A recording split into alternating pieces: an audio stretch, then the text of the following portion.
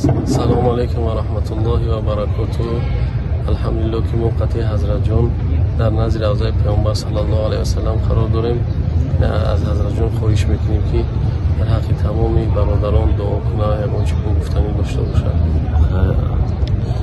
اولا درود و رحمت الله مهربان به همه برادران و مادران و خواهرای عزیز ما.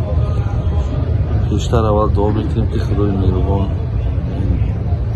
طاعت ها و عبادت ها و سعی تلاش و کوشش های کردیم خداوند قبول کنه و هر یک بیننده را هم برادرای ما را هر یک نفرهایی که میل خواهش و محبت این موضوع ها را دارند خدای مهربان شما را موفق میسر و الله مهربان در عوض امر البته بالاترین بگیم یا عالی ترین هدیه‌اش جنت است. خدای مهربان برای این ادا کننده نصیب گرداند.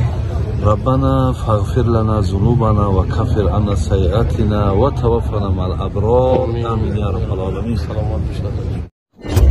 تماشاگران عزیز، شرکت داروفرما به شما بهترین داروهای طبیعی را برای خرابشوی، فربه‌شوی، برآوردن ریش و موی سر، پروستاتیت خونگی بدن، دوامناک کردن همخوابگی، زیاد کردن شهوت مرد و زن، کسلی‌های پوستی، بقایت کردن ایمنیته چه از کودکان چه از کلانسالان، درد تمام اعضای بدن و غیره را با نرخ‌های دسترس پیشنهاد می‌کنند.